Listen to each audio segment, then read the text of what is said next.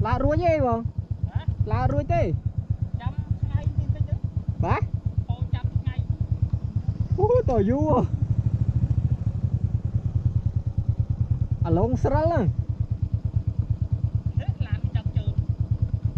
seru bul bang seru bul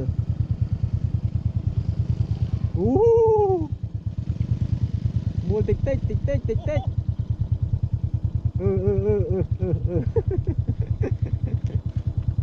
để cháu lên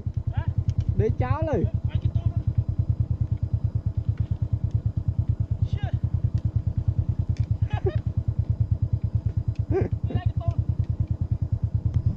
nhóm la ruồi đá để ở đây cho bên tam na hơn nè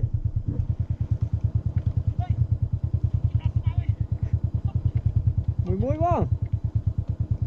mùi muối